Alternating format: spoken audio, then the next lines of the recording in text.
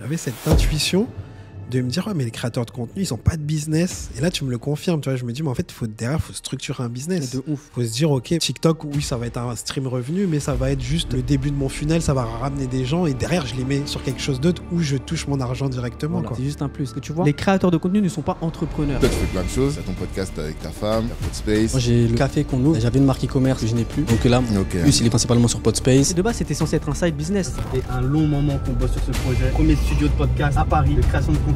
On a deux solutions, soit on abandonne, soit on trouve quelque chose d'autre. Toi, tu me disais, je suis sûr qu'on peut trouver quelque chose d'autre. On peaufine les derniers petits trucs pour le lancement. Quand même, on dort peu avec ce studio. On dort très peu. La créateur économie, c'est un marché gigantesque. TikTok ont baissé la monétisation, ils n'ont pas communiqué dessus. Et je sais que l'année dernière, nous, on pouvait faire des mois à 4 000 € normal. En 2 ans, j'ai dû faire plus de 250-300 000 € en formation. Un des podcasts les plus écoutés en France, toutes catégories confondues. Et là, on a reçu François Hollande. Pardon. Il est La venu. dingue, genre t'as dit la phrase Il blanc. était là. Ah tu ouais vois. On s'est regardé, avec Edion, on s'est dit, Dinguerie. c'est une dinguerie là. On vient Ouais, de c'est recevoir un ex-président. Ça fait 6 mois qu'on a lancé le truc. Là, il y a Matuidi qui vient le 4. Oussama Yomi qui vient de tourner sans permission le 12. Avec le recul que j'ai sur la création de contenu, je sais que tout marche avec les émotions. Dans le sens où si tu arrives à susciter des émotions à une personne, tu vas réussir à créer de l'engagement parce que tu vas réussir à le faire commenter, à le faire aimer, à le faire partager. Mon père il m'a abandonné, on avait 3 ans. L'objectif c'est de sortir de cette aventure avec une vie transformée. Je pense que ça se voit que j'ai la dalle. On est les premiers à faire ça en France. Il y a un gars qui est en train de cartonner sur TikTok. Là, ça s'est passé ce week-end. Il a un concept de ouf. C'est le mec qui fait Abrège, frère. En 2 jours, il a fait 300 000 abonnés. C'est une dinguerie, hein. Il a crack TikTok, le gars. En 2 jours, 300 000 abonnés, c'est du jamais vu. C'est pour ça que toi, tu choisis de t'abonner à lui et pas à l'autre. Mais mon plus gros mois, j'ai réussi à faire 10 000, tu vois. Je dis, mais c'est une dinguerie, vous vous rendez pas compte, les gars. Si tu arrives à crack YouTube, c'est the goal pour tous les créateurs de contenu. Moi, si j'ai vraiment un conseil, c'est... Enchanté, James. Et également. Franchement, je suis venu pour la première fois là dans le Podspace et j'ai kiffé. Franchement, expérience de ouf. Bah, ça fait plaisir. Depuis la réservation, tu vois, qui est très simple sur le site, jusqu'à venir ici, les voir les équipes, etc. Et comme je te disais, là, j'ai choisi... C'était quelle salle que j'avais La Blue, Navy. Ouais, Navy. Et donc, tu es enfermé. T'as pas l'équipe technique. Bah, même là, on n'a pas l'équipe technique en vrai. Et donc, t'es vraiment imprégné dans la discussion et t'oublies que tu fais un podcast. Ouais, de ouf. Et c'est une expérience de ouf. Donc, franchement, félicitations merci, à toi frérot. et à la team. Merci. C'est ouf. Merci Franchement, beaucoup. C'est ouf. Comment elle est venue, cette idée, tu vois Bah, en gros, moi, je me suis lancé dans le podcast avec ma femme en décembre 2022, donc début 2023. Et bah, comme on l'a dit en off, tu vois, je suis papa. Et à chaque fois, c'était relou en fait à 20h, on couchait le petit, puis à 21h direct, il fallait enchaîner, bon, setup, tout, caméra, micro, etc. Dans le salon et tout. Je mettais 25 minutes, voire 30 minutes à tout setup, tu vois. Je transpirais, j'avais chaud et tout. Mais on le faisait, tu vois. Et puis même à ranger, c'était relou. Et un jour, je discute avec un pote à moi sur Instagram et je vois qu'il fait un bête de short de réel. Et je vois le décor, il est incroyable et tout. Okay. Il est à Dubaï. Ok. Et je lui dis, putain, c'est stylé, t'as fait ça chez toi et tout. Il me dit, non, même pas, c'est un gars qui a ouvert un studio de podcast et ça cartonne. Et là, je dis, waouh, je me stoppe. Je me souviens, j'étais en train de jouer à la Play. Je me stoppe, j'arrête de jouer à la Play. Je dis, mais ouais, j'ai business de ouf. Le gars à Dubaï, il était trop smart. Il n'y a que des expats. Ils n'ont pas de place pour créer du contenu, alors que surtout eux, tu vois, c'est the place to be pour faire du contenu, du moins. Parce qu'il y a plein de cultures différentes, il y a plein d'entrepreneurs différents, etc. Et il me dit, ouais, c'est full. Et 2 jours après, je déjeune avec mon frère Eddy, qui est mon associé. Il me dit, ouais, j'ai un local, je sais pas quoi en faire. Toutes les planètes se sont alignées, frérot, tu vois. Et je dis, mais écoute, c'est parfait, business du siècle, là. Je lui soumets, il me dit, ouais, bah écoute, je suis archi chaud. On s'est associé avec une autre personne, ça s'est mal passé pour le coup. Okay. Et au final, on a décidé de continuer à 2. Okay. On n'a pas lâché, on a trouvé un premier lieu, un premier local à rue Montmartre. Okay. Et on a lancé, on a communiqué, on a fait un peu de bulging public. Et puis directement, tout de suite, ça a marché. De base, c'était censé être un side business, tu vois. Parce qu'on ne pensait pas en fait qu'il y allait avoir un marché aussi gros en France. On s'est dit, bon, à Dubaï, c'est facile, il y a plein d'entrepreneurs. Les gens, ils veulent créer du contenu, tu vois. Ils en ont besoin. Mais on ne s'est pas dit qu'à Paris, en vrai, il y aurait autant ce besoin-là. Et là, avec du recul, je me dis qu'en vrai, c'est juste logique, en fait. Parce que, comme on en discutait, tu vois, on vit dans un monde où maintenant, tout passe par le contenu. Tu as besoin d'être visible. C'est clair. Donc voilà un peu l'histoire de Podspace. Non, mais c'est clair. Je crois que j'avais lu des chiffres qui disaient qu'en 2020, c'est là où il y a eu un boom du podcast. Il y a eu 15 000 podcasts qui ont été créés pendant le confinement. Ouais, c'est une dinguerie. Et en vrai, c'est derrière comment tu professionnalises ton contenu et comment tu continues à créer et tu peux pas le faire éternellement chez toi, quoi. Donc, c'est trop smart, je trouve. Juste avant nous, il y avait quelqu'un qui était en session et qui tournait une vidéo YouTube. Okay. Et du coup, j'ai discuté un petit peu avec lui en haut et il me disait, tu sais que j'ai tout un setup chez moi, mais je préfère venir ici. Parce que ici, j'ai juste à m'asseoir et puis commencer à parler. Ouais. Tu vois ? Et en fait, on enlève toute cette friction de... C'est ça. Je dois mettre les caméras, je dois allumer, etc. Et qui, au final, est un gros frein pour certaines personnes. Et ils ont juste à se concentrer sur l'essentiel qui est juste créer du contenu. Et puis c'est en faisant qu'on a vu qu'il y avait un marché. Et puis là, maintenant, on se renseigne beaucoup sur le marché de la création de contenu, de la créateur économique qui est huge, en fait. On va en parler, c'est une dinguerie. C'est une dinguerie. C'est une dinguerie. Mais juste pour rajouter sur ce que tu dis, c'est grave intéressant parce que moi, je crée du contenu pour des entrepreneurs et j'essaye d'avoir des idées de contenu, etc. Là, on est en train de créer une émission de cuisine sur LinkedIn Live. Okay. En live, là, on lance ça dimanche. Ok, génial. Et pareil, tu vois, du coup, l'entrepreneuse qui est dans la restauration, qui est dans la food, pardon, je suis obligé de la former à comment mettre sa caméra, etc. Tu vois, j'ai pris un ami à moi qui la forme sur tout l'aspect technique, mais ça lui fait perdre de sa créativité, bien ça sûr. Lui fait perdre de son focus aussi, parce qu'il va falloir qu'elle gère et les caméras et l'invité, etc.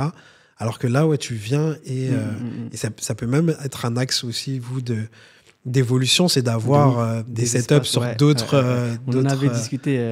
Ça serait assez ouf. Franchement, tu sais que je suis sûr que demain, quelqu'un lance un grand espace gigantesque de création de contenu, beaucoup plus grand qu'ici, tu vois, avec des salles de podcast, des salles de setup YouTube, des salles de streaming. De fou.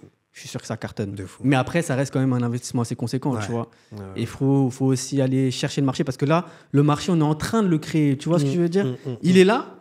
Mais les gens commencent à créer du contenu, alors qu'au States, c'est déjà bien développé depuis un long moment. Et encore, je trouve qu'au States, le business des studios de podcast n'est pas encore assez bien développé. Tu vois. C'est vrai qu'il n'y a pas... Enfin, en tout cas, je ne vois pas beaucoup ce business-là. Mais par contre, j'en parlais avec Driver tout à l'heure. Le podcast, c'est une économie à part entière. Les podcasteurs, ils font des tournées, ils remplissent des salles de concerts. C'est grave intéressant pour faire des podcasts. C'est incroyable. C'est une dinguerie. C'est incroyable. Et en France, il y a une influenceuse qui l'a fait. Alors, j'ai plus le nom en tête. Il faudrait que je retrouve sur LinkedIn parce que j'avais vu passer le post. Ouais. Et elle a lancé son podcast. Je crois voir qui c'est. Là, si je cherche un peu, je vais chercher loin dans ma tête. On va perdre du temps. Je mettrai dans la description. Qui a fait La Cigale. Non, je sais plus, je vais pas dire de bêtises. Je vois qui c'est en tout cas. Mais elle a rempli une salle sold out en quelques heures, juste pour faire en faisant son podcast avec des guests, etc. Et c'est là que tu dis, il y a un marché de ouf. Et ça, c'est un marché. Il y a un marché de ouf. Au States, Driver, il a une grosse audience demain, il ramène son podcast. Et je crois qu'il m'a dit qu'il l'a fait pour un épisode avec Colquinry. Ok. Ils l'ont fait en live. Ils l'ont fait en live. Ils ont rempli la salle. Génial. Donc en vrai, le podcast, c'est pas juste le fait de publier un fichier audio, etc. ou vidéo. Il y a une vraie économie derrière. Tu peux en faire une marque, tu peux en écrire des livres. Aux States, tu vois, ils font du merch avec. Du merch. Donc, puis c'est aussi un moyen de connecter vraiment avec les personnes. Tu crées un vrai lien. Tu vois, comme tu disais, Driver, il a connecté avec l'audience, tu vois. Et ici, on pense même à... D'ailleurs, on va faire un événement dans très peu de temps là. On va faire un Eventbrite. On va faire du podcast en live. On va inviter, je sais pas, un podcasteur ou une podcasteuse, peu importe.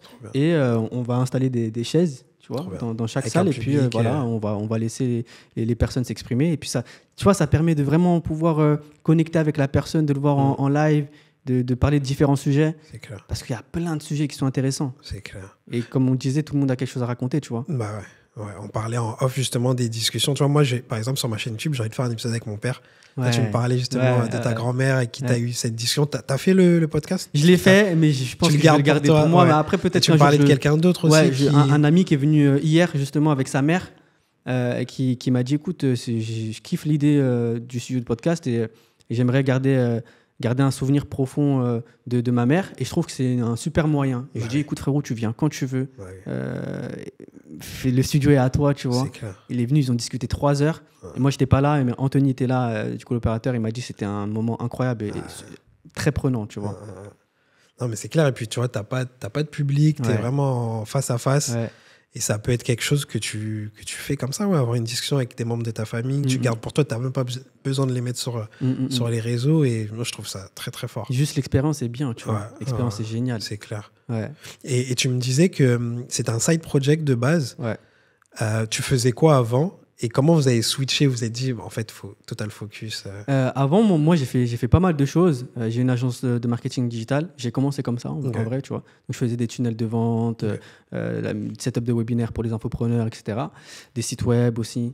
Et après, j'ai fait de la formation pendant 1 an et demi, 2 ans. Et ça a pas trop mal marché. Et c'est à ce moment-là que j'ai commencé à créer du contenu. Donc, je me suis lancé sur YouTube. J'ai lancé ma chaîne sur le marketing digital. Je donnais des conseils, des astuces. Je documentais un petit peu mon parcours. C'était ton canal d'acquisition principal? C'était YouTube? C'était que YouTube, moi. Stylé. Que YouTube. Et ça va, ça marchait bien. J'avais un groupe Facebook aussi à 4000 personnes, donc ça va. Et ensuite, j'ai lancé une marque e-commerce qui s'appelle CoSmile, que j'ai encore, sur TikTok, qui a cartonné aussi. Et de là, Shona a eu l'idée, Shona qui est ma femme, a eu l'idée de lancer un podcast vidéo. En gros, c'était le même principe d'un podcast US qui cartonnait. On a dit, bah, écoute, on fait la même chose. Et ça a tout de suite pris. Et de là, en fait, on a eu l'idée, bah, comme j'ai raconté juste avant, de lancer des studios de podcast pour nous, déjà, nous faciliter la prod et puis donner la possibilité à plein de personnes de faire pareil. Et ça a pris aussi. Donc voilà un petit peu pour et donc, du coup, vu que c'est un gros business, parce que c'est du business physique, ça demande quand même d'allouer pas mal de ressources. Tu t'es dit, bah, je me focus que sur ça? Ou tu as encore... Bah, t'as CoSmile, tu as encore CoSmile? Là, j'essaye de vendre, mais c'est compliqué. Mais là, tout mon focus est sur Podspace et le podcast que j'ai avec Shona, qui nous apporte de belles opportunités aussi, tu vois. Et qui apporte aussi, j'imagine, des clients aussi pour Podspace. Après, on ne communique pas de ouf quand même. Mais là, on va commencer à bien communiquer, parce qu'en vrai, il faut pousser plus le truc. Faut savoir qu'on n'a jamais fait de marketing sur Podspace et on est full tout le temps, tu vois. Et là, on aimerait, tu vois, mettre en place des campagnes de marketing, d'emailing, de l'acquisition payante. Ce que tu sais faire. Voilà, exactement. Déjà, et du coup, c'était un side business qui est devenu un vrai projet, mais parce que on se rend compte de l'opportunité de ouf, en fait. La créateur économie, c'est un marché gigantesque. Mais vraiment gigantesque, parce que moi, je suis convaincu que demain, tout le monde sera obligé de créer du contenu, de s'exposer pour c'est déjà le cas, je pense. C'est déjà le cas, ouais. Je pense que, tu vois, moi, je suis de formation, je suis business développeur, donc je faisais de la prospection pour des startups, etc. Et en vrai, aujourd'hui, faire de la prospection, c'est compliqué.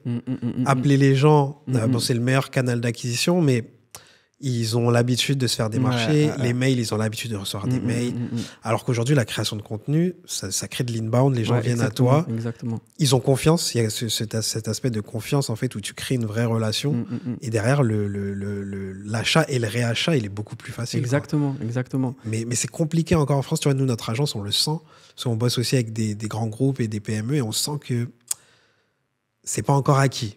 C'est en plein développement, mais tu as les petits entrepreneurs, les solopreneurs, etc., qui, eux, ont compris le truc. Ils ont capté. Et ils sont en train de changer tout le marché, en fait. Bien sûr. Je le vois ici, tu vois, nous, on reçoit beaucoup de solopreneurs et d'infopreneurs qui viennent ici pour tourner du contenu parce qu'ils ont compris que tout le monde misait sur ça et qu'eux aussi, en fait, ils n'ont plus le choix. Ouais, c'est ça. Tu vois, et je pense que les entreprises, bientôt aussi, ça sera pareil, elles n'ont plus le choix. J'en suis convaincu. Et tu vois qu'il y a quand même des entreprises qui commencent à passer le pas du podcast. Je sais qu'il y a Chanel qui a lancé son podcast. Il est incroyable. Chanel, le format il est magnifique. Dans une grande bibliothèque et tout. Je te jure. J'ai vu ça, j'étais choqué. Je dis waouh, digne d'une prod Netflix, tu vois. Vraiment incroyable. Et j'ai vu Decathlon aussi. Decathlon, ok, je savais pas. Énorme. Énorme. Parce qu'on voulait les signer justement parce qu'on avait un podcast qu'on a fait à vélo. Oui, mais je regarde. Tu regardes? Bien sûr, j'ai regardé l'épisode avec Théo Lyon, j'ai regardé pas mal d'épisodes, bien sûr. C'est cool. Et du coup, on voulait le vendre aussi à Decathlon, tu vois, mais on va essayer de trouver un autre partenaire. Mais il y a des formats comme ça où tu peux vendre pour des entreprises et créer quelque chose de différent, créer vraiment... Il y a plein de trucs, tu vois, nous... je sais pas si c'est une bonne idée que je le dise, mais je le dis quand même. J'aimerais bien rentrer en contact avec Le Bon Coin pour leur proposer un podcast où les utilisateurs du Bon Coin raconteraient en podcast les pires anecdotes. C'est stylé, ça. Et je sais que si on fait ça, Ça, c'est stylé. Ça cartonne direct. Ça, c'est stylé. Ouais. Et donc, réfléchir à des concepts comme ça que tu peux vendre ensuite à des boîtes sur des formats de podcast. Donc, ça, c'est aussi un autre levier que tu vois, c'est proposer des concepts aussi. Ouais, bah, je sais qu'il y a des agences de podcast qui le font déjà, tu vois. Ouais. Mais ils font pas de la vidéo. Et nous, on a une grosse expertise maintenant sur la vidéo. C'est notre cœur de métier, tu vois. La vidéo et l'audio, c'est notre cœur de métier. C'est clair. Et je sais qu'il y a des agences qui marchent bien juste en audio.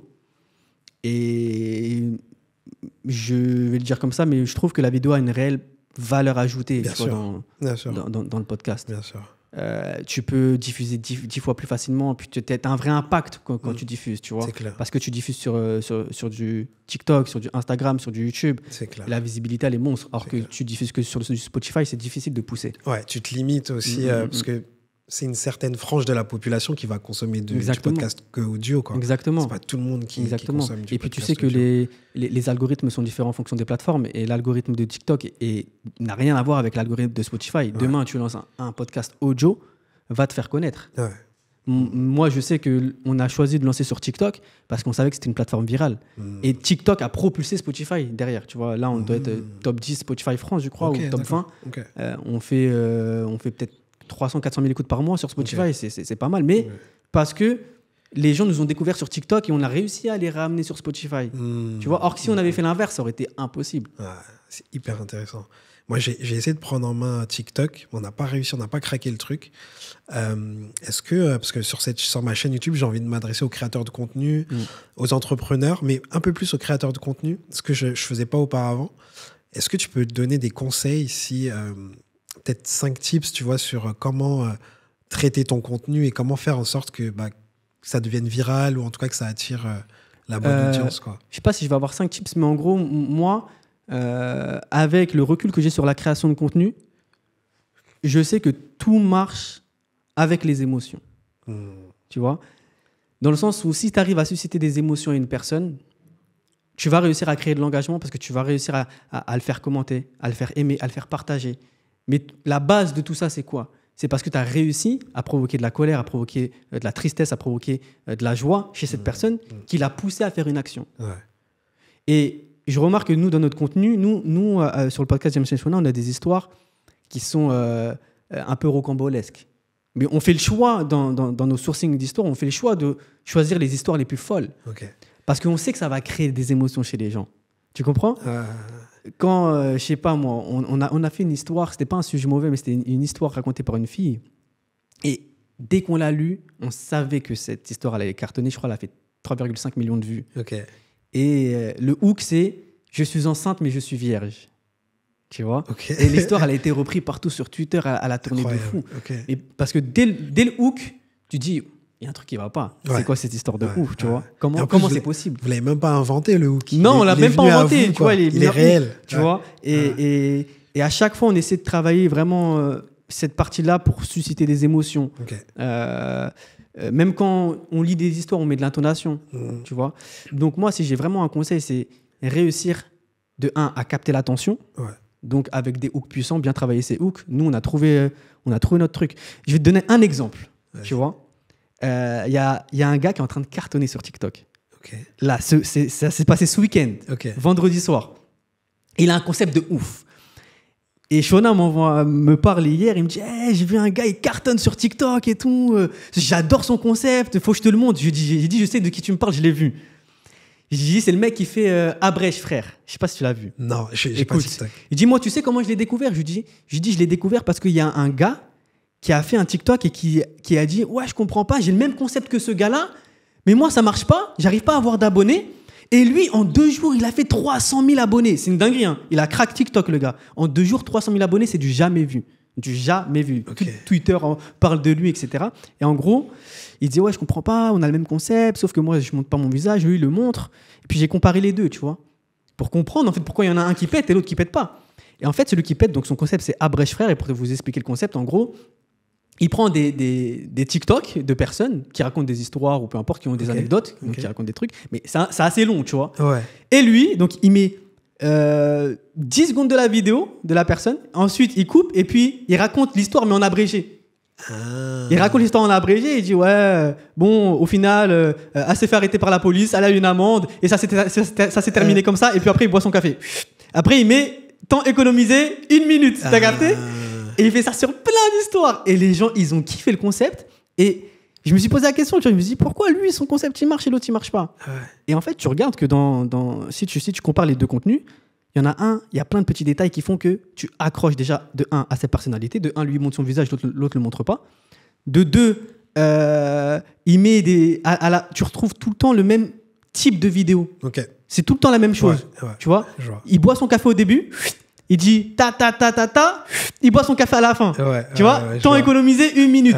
Tous ces petits trucs-là qui vont faire que tu vas accrocher au truc que l'autre n'a pas. Et c'est pour ça que toi, tu choisis de t'abonner à lui et pas à l'autre. C'est hyper tu vois. Ouais. Et c'est pour ça que à chaque fois, quand quelqu'un me demande comment je pourrais améliorer mon contenu et tout, je dis trouve ton truc à toi qui va faire que les gens vont kiffer. Tu vois, tu as rencontré Anthony qui était juste là, qui a lancé un compte TikTok sur la musique.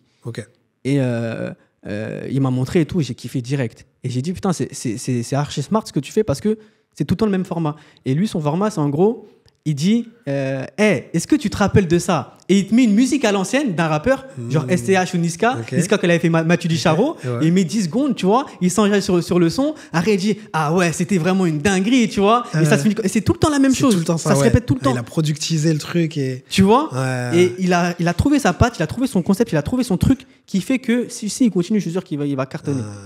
Mais là, c'est une science là, que tu as donné carrément, mais on est sur du format short. Ouais, là, on est du format long. Sur du format long, c'est différent. Ouais, c'est vrai que c'est sur du format long. Parce que vous avez un podcast long. On a un podcast long aussi, ouais. Et donc, comment vous créez ce truc-là, peut-être sur du long format, tu vois? Comment vous faites? C'est l'histoire peut-être qui. En fait, sur le podcast long, on fait pas de suis-je mauvais, tu vois. On fait un format qui est totalement différent. Ça s'appelle Sakuma. Donc Sakuma, ça veut dire ça parle, tu vois. Ça discute. Et en gros, c'est un format simple où on a un couple du coup. Et on se pose des questions sur la société ou des questions de relations. Et je pense que les gens accrochent parce que déjà, il y a une chose qu'il faut retenir, c'est quand tu crées du contenu, même si c'est difficile pour certaines personnes, il faut être authentique. Tu vois, là, tu m'as rencontré en haut, tu me vois comment je suis devant le cas. Je suis la même personne. Je ne vais pas changer. Et avant, j'avais un problème avec ça, tu vois. Et je me disais, ah oui, mais je ne peux pas être comme ça alors que des fois, je fais du contenu pro. Mais en vrai, fuck, tu vois. En vrai, t'es toi-même. Quoi qu'il en soit. J'ai le même problème où tu vois toujours. Devant la caméra, tu présentes quelqu'un de plus pro, etc. Alors que les gens, ils veulent accrocher avec ton vrai toi. Exactement. Et à un moment, j'ai switché dans ma tête et je me suis dit, en vrai, tu sais quoi, James, tant pis. T'es comme t'es, c'est comme ça. Et reste naturel. C'est ça. Et ceux qui vont venir faire du business avec toi, ils vont le faire parce que t'es toi. Exactement. Tu vas attirer les personnes qui te ressemblent et les personnes qui accrochent avec ta personnalité. Et l'authenticité, pour moi, c'est aussi une des choses les plus importantes. Et puis même, tu vois, ça crée un frein quand tu vois une personne sur les réseaux sociaux, tu la rencontres en vrai, tu dis, ah, en fait, elle n'est pas comme ça. Tu vois ce que je veux dire? C'est clair. Et je pense que si le podcast avec ma femme a cartonné aussi, tu le vois dans les commentaires, c'est parce que les gens ils kiffent notre authenticité. Puis un couple, et puis savoir un couple, tu vois. Qu'est-ce qu'ils se disent dans leur couple, etc. Je trouve ça hyper puissant. Et tu vois, elle et moi, on est comme si on était potes, tu vois. C'est ma pote de ouf. Et du coup, je pense qu'ils aiment bien cette alchimie qu'il y a deux. Et tu vois, les moments où on rigole, où on dit des conneries, on coupe pas. Je veux pas qu'on coupe. D'ailleurs, la dernière fois, on m'a dit, ouais, j'ai bugué tout. J'ai dit, même si tu bugs, c'est pas grave. On laisse. Tu vois. Et même un truc super intéressant, c'est que tu vois, sur le format long, à la fin, quand je le montais et tout, je me disais, ça serait intéressant de faire un outro, mais sympa. Et en fait, l'outro, ce qu'on fait, c'est un peu à l'américaine. Je laisse les caméras tourner, et puis tu sais, elle est sur son téléphone. Moi, je vais éteindre les caméras. Et je coupe le son, je mets une petite musique, tu vois. Mais c'est du off, en fait. Mais les gens le voient quand même. Et rien que des petits trucs comme ça font que, ils ont l'impression de voir du off. Tu comprends ce que je veux dire? Ouais, je vois. Et je parlais de... vendredi, je crois, j'ai fait un podcast avec Thibaut qui travaille avec nous, qui est aussi créateur de contenu. Et je lui dis, c'est super intéressant parce que tu vois, les gens, ils vont chercher de l'authenticité dans les choses. Il y a un format de Loris qu'il a fait avec Kobalade, Cédric Doumbé. Il est ouf. Et je sais plus qui. Je vois, sur un grand plateau. Et tu vois que c'est du off, parce que tu vois le caméraman. Je sais pas si tu si je vois. Et tu vois, et c'est super intéressant. C'est ce qu'on aime en fait. C'est ce qu'on aime. Donc moi, ça serait ça, l'authenticité, générer des émotions, tu vois. Est-ce que tu as toujours été créatif? Tu as toujours créé du contenu ou juste pour ton business? Ou est-ce que tu as fait d'autres d'autres projets créatifs? Ouais, j'ai toujours été... Je pense que je suis un gros créatif, tu vois. J'ai plein de défauts, mais j'en ai un. J'ai une qualité, c'est la créativité. Ok. Mais parce que ça me passionne, en fait. Ouais. J'ai l'impression que je vois un truc qui va me passionner, je me dis putain, j'aimerais bien faire ça, et je fais direct. Ok. Je suis impatient de ouf. C'est vrai? Ouais, je suis impatient de ouf. Pourtant, pour monter un business comme ça, il faut être patient, tu vois. Bon, au final, pas tant que ça. Hein. Ah ouais. Parce que c'est vrai que vous allez vite. Dans l'exécution, j'ai l'impression, c'est. Tu m'as dit en 2 jours. Tu m'as dit 2 jours ou 2 semaines, je sais plus. De quoi Que vous avez lancé le truc. Ah, mais dès qu'on a dit vas-y, let's go, on a trouvé le bail, on est rentré, on a enchaîné sur les travaux direct. Ouais. Direct. Ouais. J'ai plein de défauts. Hein. Mais si j'ai une qualité, c'est que je me pose pas de questions et je suis créatif, tu vois. Le passage à l'action direct. Ouais, ça, c'est important. J'arrive à prendre des risques maintenant un peu moins parce que voilà, j'ai 2 enfants, donc je me dis bon. Tu sécurises un peu. On va se tranquille.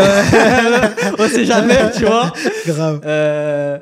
Mais si ça ne tenait qu'à moi, si j'étais tout seul, mais t'es fou, je faisais des trucs de ouf. Je sais même pas si je serais là, de toute façon, la vérité. Mais ouais, la créativité. Et j'aime bien m'entourer de personnes créatives aussi. Moi, je kiffe les gens qui sont créatifs. Ouais. Genre, il y a Arthur qui est là, juste derrière la porte, qui est monteur opérateur chez nous. Waouh, des fois, il fait des trucs, mais je suis choqué de la créativité qu'il a, tu vois. Et ça me passionne de ouf. Et toi, ça te nourrit, et toi, après, grave. C'est ça, ouais. Grave. Je vois. Donc ouais, ça me passionne énormément. Vraiment. Donc là, ouais, c'est un business passion, quoi. Au final, t'es dans un alignement un peu. Tu vois, on dit souvent, il faut le founder fit. Pas que le product market fit, il y a le founder fit. En fait, il faut que le fondateur, il soit dans le bon business, quoi. C'est ça. Ouais. Donc là, t'es dans ton truc, en fait. Je pense que j'ai vraiment trouvé le business qui me nourrit, vraiment. Et puis, au-delà de ça, j'aime bien rencontrer des personnes. Tu vois, là, aujourd'hui, je suis grave content d'être avec toi et de discuter, parce qu'en plus, je te voyais beaucoup sur LinkedIn, etc. Ouais. Et créer de la connexion, échanger avec des personnes et tout. Ouais. Et là, tu t'en rencontres tout le temps. Ouais, je rencontre tout le temps. Tu vois, jamais de la vie, je me serais dit, j'aurais rencontré Driver, ils viendraient au studio. Et du coup, pour la Creator Economy, j'avais une question, je l'ai perdue, mais c'était sur... Comment tu la vois, là, la Creator Economy en France? Moi, j'ai plus de recul, je suis moins dans le truc, tu vois, je suis moins connecté. Comment tu la vois et c'est quoi les améliorations? Parce que j'ai l'impression, moi, de mon point de vue, c'est que les créateurs, j'en parlais avec Driver, je lui ai parlé d'une interview que j'ai vue d'un petit frère à un de mes potes qui est passé à Génération. Et en gros, il est en train de tout péter sur TikTok. Et l'intervieweur, qui est aussi un pote, Yo, qui lui dit, ouais, tu fais combien avec un TikTok? Et il lui dit 2000 ou quelque chose comme ça. C'est quoi ton mois où tu as fait le plus d'argent? 6 000 €. Il dit, c'est tout. Et je me suis dit, tu vois, les créateurs, ils sont passés par des entrepreneurs. Ils font leur truc, mais ils savent pas. Parce que si toi, tu touches 6 000, combien TikTok ils génèrent au final? Et si tu crées un funnel, toi qui es dans les funnels, et que tu crées ton business autour, en fait, tu peux faire plus que 6 000, tu vois. C'est grave intéressant. C'est trop marrant parce que j'avais la même conversation avec Thibaut la dernière fois, qui est lui aussi créateur de contenu. Je lui ai posé la question, je lui ai dit, en tant que créateur de contenu, tu gagnes combien par mois, tu vois? Il m'a dit, moi, je peux gagner entre 1 500 et 2 000 €. Mais tu vois, il a 20 ans. Nous, à 20 ans, il fallait charbonner pour gagner 2K, tu vois. Et ils ne se rendent pas compte de l'opportunité de ouf qu'ils ont. Et il me dit, mais mon plus gros mois, j'ai réussi à faire 10 000, tu vois. Je dis, mais c'est une dinguerie, vous ne vous rendez pas compte, les gars. Et moi, je pense, sur la partie monétaire, je pense qu'on va que aller de l'avant. Ça va être encore plus facile de gagner de l'argent pour les créateurs de contenu, dans le sens où toutes les plateformes se font la guerre pour attirer les créateurs. Tu vois, moi, je trouve quand même incroyable qu'aujourd'hui, Instagram ne monétise pas les réels, tu vois. Donc, il y a des fonctionnalités où, si tu aimes bien un créateur, tu peux lui donner un gift sur Instagram. Mais TikTok, ils sont déjà passés à la vitesse d'au-dessus, tu vois, ils ont créé un fonds créateur. Donc, nous, en tant que créateurs, si demain, moi, j'ai l'ambition de vouloir créer, de vivre de ça, je vais me diriger vers une plateforme où je vais pouvoir monétiser facilement. Donc, logiquement, TikTok. Pourquoi, avec Shona, on crée plus de contenu sur TikTok que sur Facebook ou que sur Instagram, je veux dire. Je vais dire que sur YouTube. YouTube, c'est différent parce que YouTube, si tu arrives à crack YouTube, c'est the goal pour tous les créateurs de contenu YouTube. Parce que, en fonction des plateformes, il y a des hiérarchies, on va dire. Un créateur qui a 2 millions d'abonnés sur TikTok, n'est pas le même créateur qui a 2 millions d'abonnés sur YouTube. Ils n'ont pas la même notoriété, j'ai Est-ce que l'impression. sur TikTok, ils génèrent pas plus d'argent que sur YouTube, j'ai l'impression? Non. Non? Non, t'es fou. Ah ouais? T'es fou. YouTube, c'est une dinguerie, YouTube. Ok. YouTube, surtout sur des formats longs, je peux faire des RPM à 8-9 euros, normal. Donc sur des formats longs, après, tout dépend, tu vois. Mais c'est...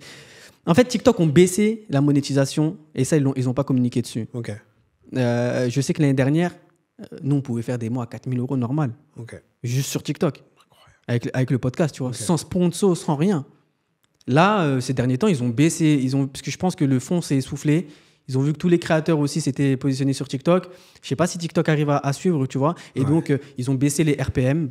Normalement, le truc de 0,50, 0,60 centimes les 1000 vues. Et puis, en plus, j'ai l'impression qu'ils ont baissé les vues éligibles.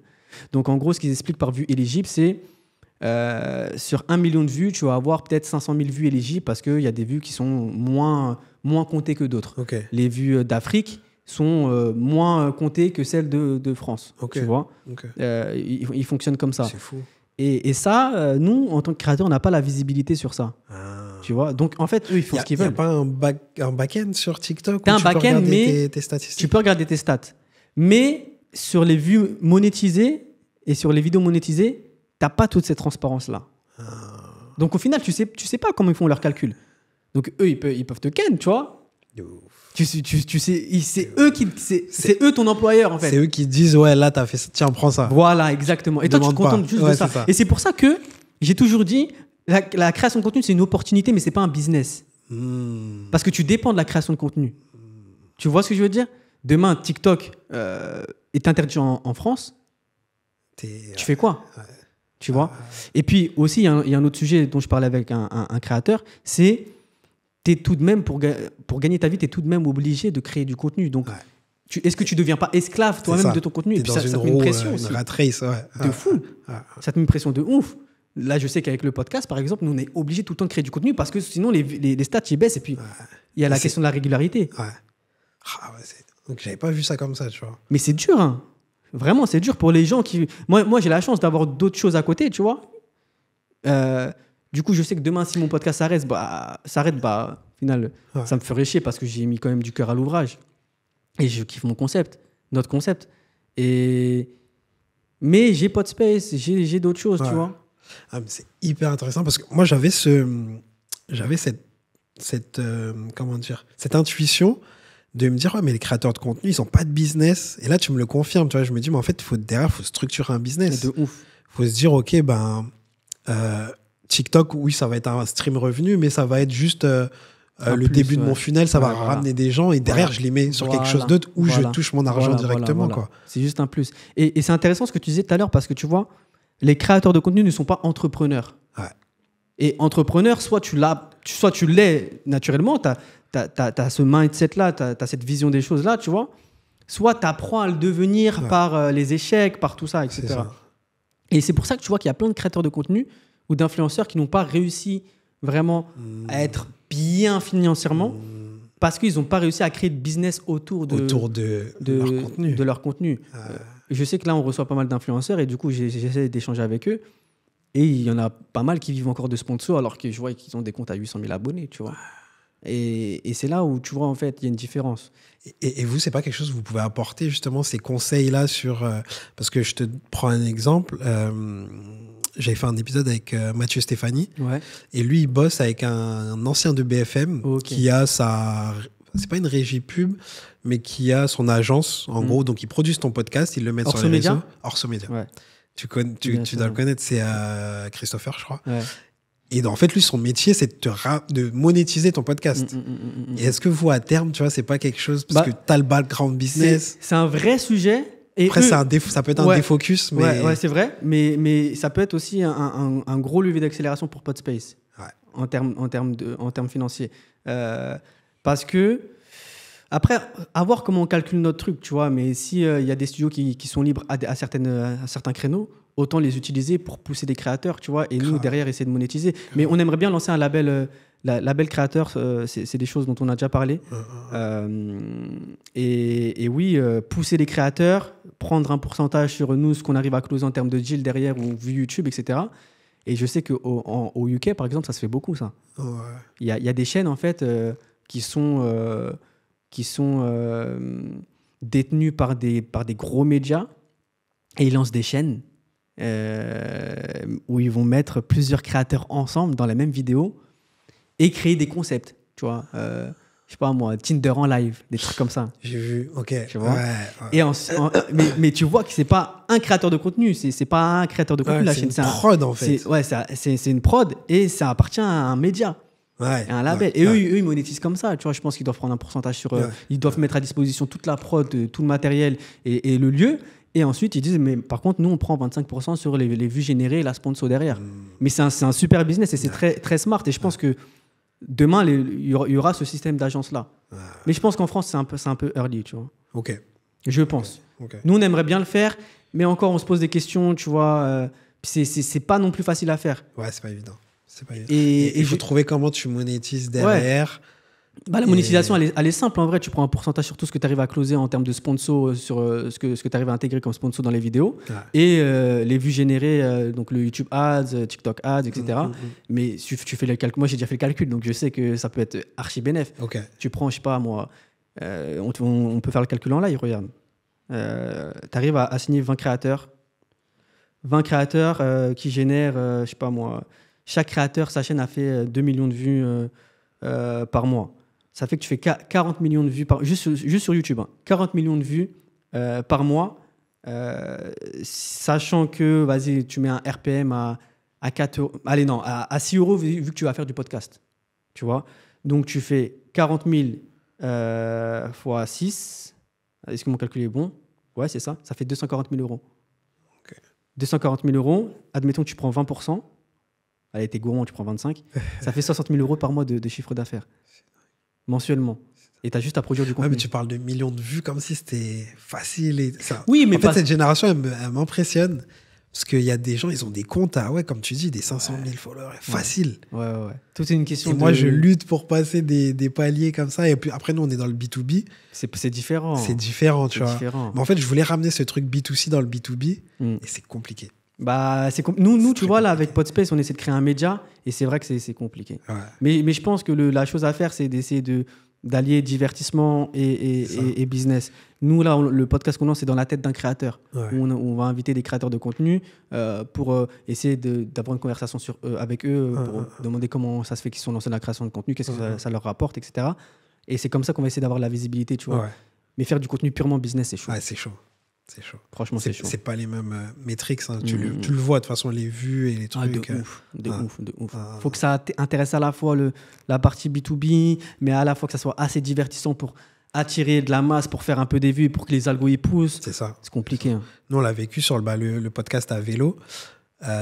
Au début, on s'est dit, on va inviter que des entrepreneurs de ouf, tu vois.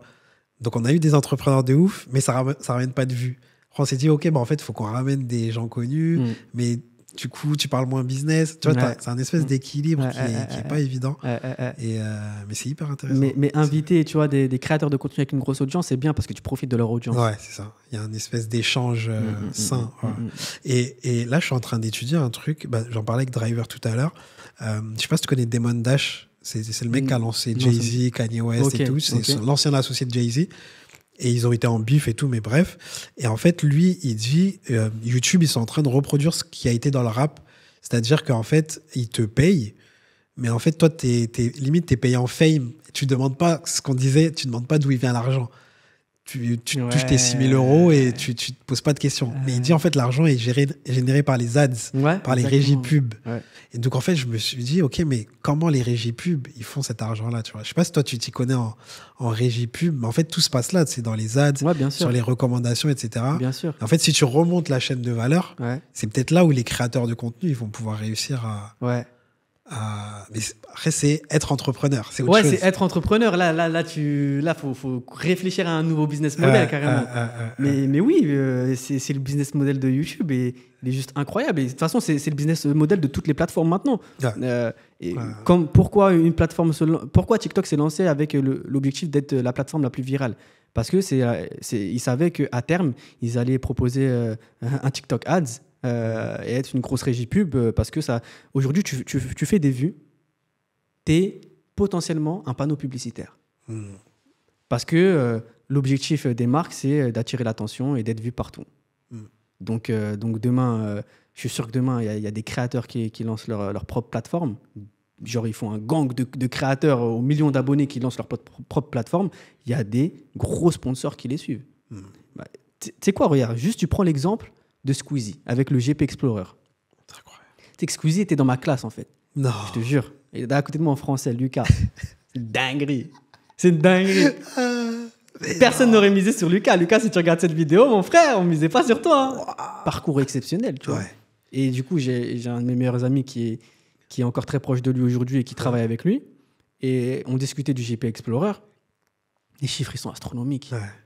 Mais Lucas, pour moi, c'est un putain de businessman. Ouais. Tu vois, il était chez Webedia, je crois, si je te dis pas de bêtises.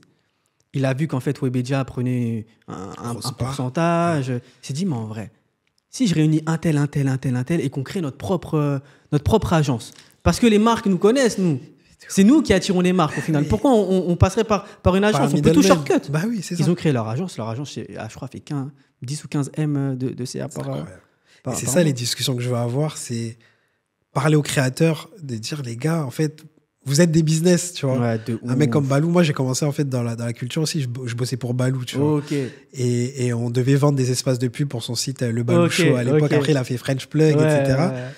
Et c'est un businessman, le mec. Ouais, tu vois. Balou, je suis beaucoup Balou et je vois qu'il a une mentale vraiment. Mais grave. Et il faut que les créateurs de contenu, en fait, ils commencent à se dire, ok, bah, en fait, je fais pas juste du contenu comme ça et je gagne des chèques, je sais pas d'où ils viennent. Bien sûr. Il faut que je crée mon économie. Mais je crois que ils l'ont fait. Désolé, je te coupe. Mais je crois qu'ils l'ont fait aussi. Squeezie. Est-ce que Squeezie, Norman et Cyprien, ils avaient aussi créé une régie pub, je crois. Je sais pas s'il y avait Squeezie dedans. Mais j'en suis sûr que Norman, Cyprien, je sais pas, il y avait John Rachid. Ils ont leur agence. Enfin, Squeezie a son agence avec d'autres créateurs. Où ils étaient la majorité, je crois. Et à l'époque de YouTube, tu vois, ils ont créé leur régie pub. Ah oui, qu'ils avaient revendu, non? Et ils ont revendu, je sais pas combien de millions et tout. Et c'est là où ils sont devenus tous multimillionnaires. Ouais, exactement, je me souviens de ce passage-là, exactement. Et en fait, c'est ça. Exactement. On est dans ça, en fait. C'est ça. Ah. Et tu vois, quand tu vois des comment il s'appelle? J'ai oublié Mr V. Ouais. Qui crée sa marque de pizza. Ça, c'est du génie. Ouais. Trop smart. C'est du génie. Quand tu vois l'autre là aussi, qui est dans la food là. Comment il s'appelle? Mr Beast? Non. En France? Ouais. À chaque fois j'oublie les noms. Il est grave connu, il a fait Pepe Chicken. Pepe Chicken, je connais pas. Goûte ce soir, tu vas voir. Il a fait une marque de Dark Kitchen. C'est lui. Okay. Tu vois pas qui c'est lui? Ah non, je vois pas. Il est archi connu. Putain, comment il s'appelle? Putain, ils l'ont pas tagué. C'est un gros créateur depuis des années qui est dans la food. Ok. Fast Good Cuisine. Okay. T'as jamais entendu parler de lui? Non, franchement. Si moi, il faut que je me reconnecte là. Fast Good Cuisine, 2 millions d'abonnés, tu vois. Ah ouais. Et donc, du coup, ils vendent directement. Et lui, il s'est dit quoi? Il s'est dit, bah, en vrai, autant que je crée ma marque, tu vois. Il a fait une chaîne de dark cuisine. Et un jour, je commande. Je suis dans le match de Ligue des Champions. Avec mon pote, on commande ça et tout. Et. Après, je revois mon pote qui bosse pour Squeezie. Il me dit, mais c'est comme là. On parlait de ça, justement, là, comment ils monétisent les créateurs de contenu. Il me dit, mais t'as pas vu Fast Good Cuisine? Il était trop smart. Il a fait une chaîne de dark cuisine. Ça s'appelle Pepe Chicken. J'étais choqué. Je dis, quoi? Je dis, mais frère, j'ai mangé ça il y a 2 jours. Je dis, c'est à lui. Il me dit, bah ouais, c'est à lui. Il cartonne et tout. Mais pourquoi ils disent dark cuisine? C'est quoi le Dark Kitchen. Dark Kitchen, c'est. En gros, c'est des cuisines éphémères. Donc, ils se mettent dans un endroit, juste les cuisines, et ils livrent directement sur Uber Eats, etc. Tu vois. Chaud. Et le mec, il cartonne. Trop chaud. Il cartonne de ouf. Et là, il vient de lancer sa boisson. C'est se dire, ok, j'ai la création de contenu, mais en fait, c'est mon lead magnet.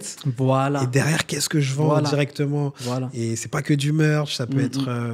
Tu le vois avec Logan Paul et l'autre, là, je sais pas comment il s'appelle. KSI. KSI, ouais, voilà. Lui, Prime. Ouais, Prime. Mais tu vois, il y a même pas. La semaine dernière, je regarde la story d'Arthur qui est là. Il avait une bouteille Prime, il buvait Prime. Tu vois, les mecs, ils sont loin. C'est ouf.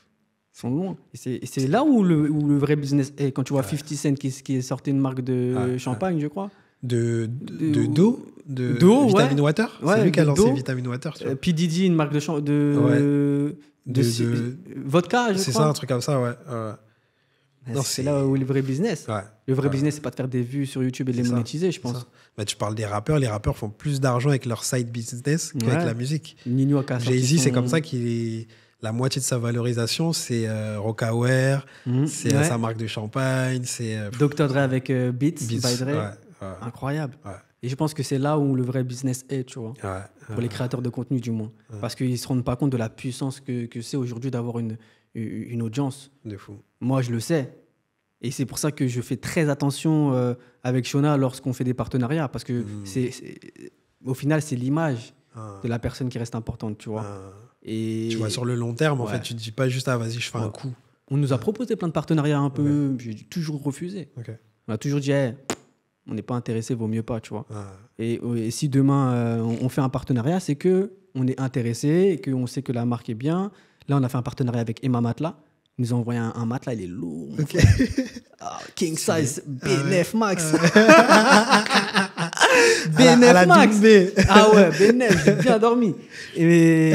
Mais on l'a fait parce que Emma Matelas, c'est une marque, tu vois, qui est quand même bien implantée. C'est des matelas de qualité, donc on savait. Et les marques qui nous démarchent, mais qui sont un peu bizarres, on préfère même pas faire parce que sur du long terme, de toute façon, on va être perdant. Bah oui, Encaisser un chèque pour encaisser un chèque, vaut mieux qu'on travaille bien notre image. c'est clair. Et tu vois que les gros créateurs de contenu qui ont bien travaillé leur image, aujourd'hui, ils sont même plus vus comme des créateurs de contenu, ils sont vus comme des personnalités publiques influentes. Léna Situation, je suis désolé, je la mets au niveau d'une meuf qui fait du cinéma, moi. Ouais.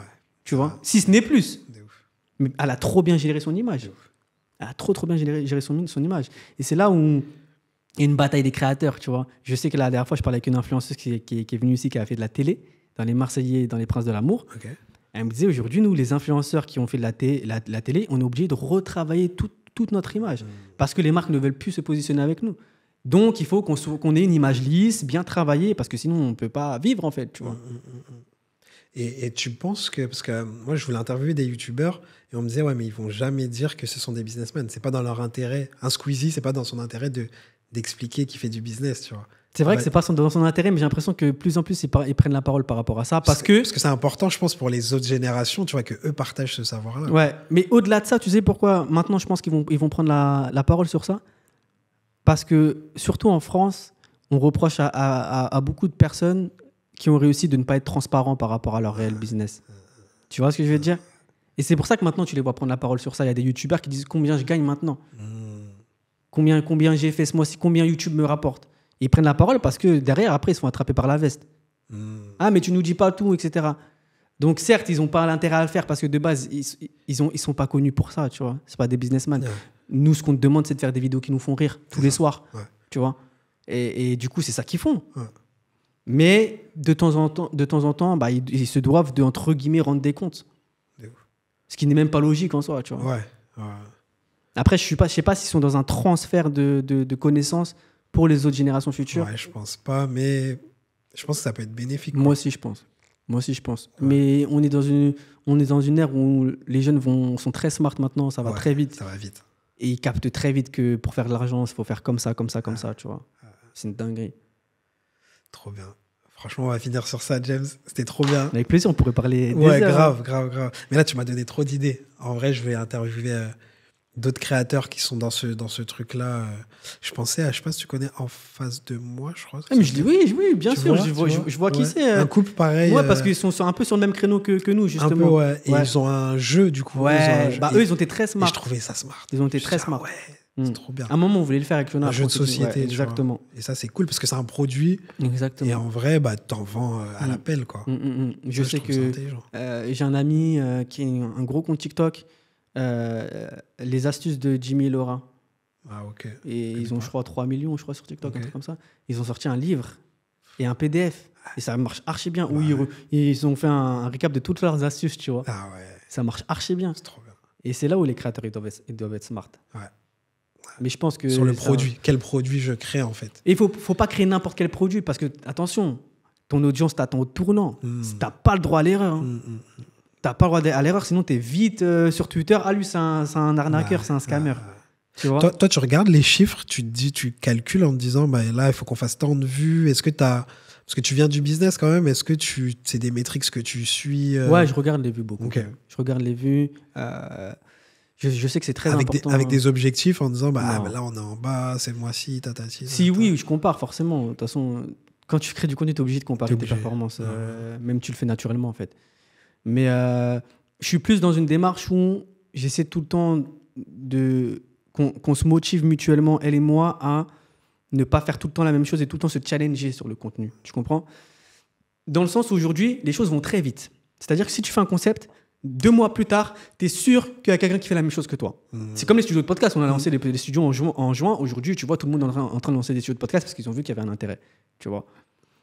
Et le truc, c'est il faut tout le temps te challenger, aller vite. Sinon, tu vas te faire dépasser par quelqu'un d'autre. C'est ce qu'on fait avec Podspace, tu vois. On a lancé un premier studio, on a vu que les gens, attention, il faut qu'on en lance un deuxième, un meilleur. Comme ça, les gens, ils vont pas nous rattraper, tu vois.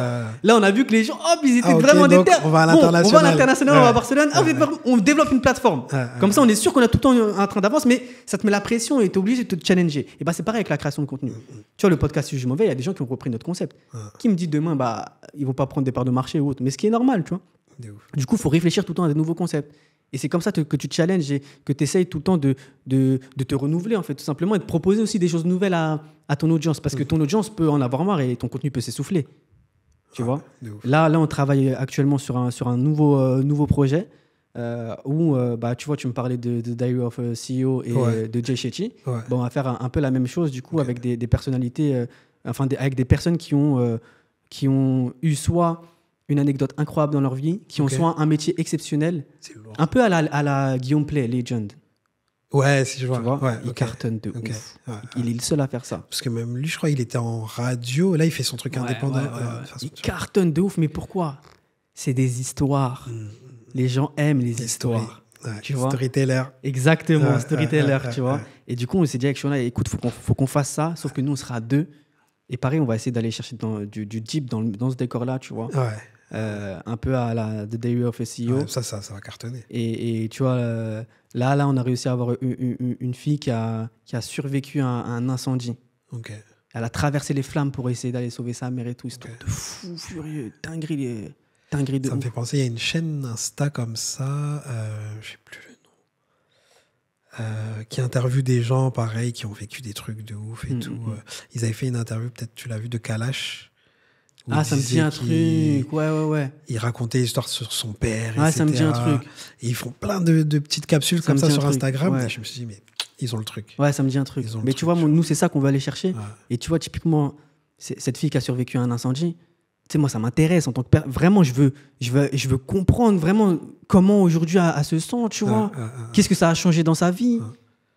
Et je sais que ça, c'est des choses aussi qui peuvent vraiment bouleverser les gens, mais aussi transmettre des émotions, apporter, tu vois, que ce soit positivement. Donc, vraiment, un concept, je suis vraiment pressé de le lancer, celui-là. Trop bien. Et voilà, vraiment. Vous avez déjà enregistré? Pas encore? Là, bientôt, on enregistre. Là, mais c'est pas évident de trouver des guests qui sont OK aussi pour ce qu'il y a tout ce travail-là. Hein. C'est clair. Les créateurs de contenu, aujourd'hui, c'est devenu un vrai taf. C'est clair. Quand tu vois des Squeezie qui font des productions à 200 000 balles, c'est une dinguerie pour des vidéos de YouTube de 30 minutes. Ouais. Tu te rends compte? Mais derrière, par contre, ils vont chercher des partenariats à 500, 1 million d'euros. Ils sont archi rentables. Tu vois? Ah ouais, là, t'es en train de m'ouvrir l'esprit sur un truc. Moi, j'étais trop focal B2B, etc. Non, en vrai. En plus, toi, t'es créatif, toi. Ouais. Ça, rien que dans ton concept de podcast, je l'ai vu direct que t'étais créatif. Fallait aller chercher l'idée du vélo, tu vois. Si, juste que tu sois un peu plus mainstream, tu vas tout casser, c'est sûr. Réfléchis à un bon concept. Je me focus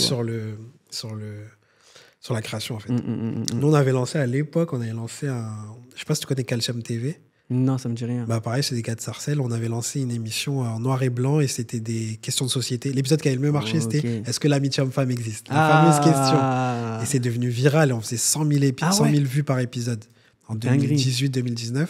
Sur quoi? Sur YouTube? Sur Facebook et YouTube. Ah ouais? Ouais. On est passé de 3 000 à 30 000 sur Facebook. Ah ouais. Et en fait, on s'est pas entendu entre nous, donc on s'est séparés et tout. Eux, ils ont gardé le concept et sur Instagram, ça a pété de ouf. Et c'est là, en fait, où je me suis dit, mais le contenu comme ça. Et après, ça a donné toute une nouvelle génération. Ils ont fait plein de concepts comme ça sur les relations hommes-femmes.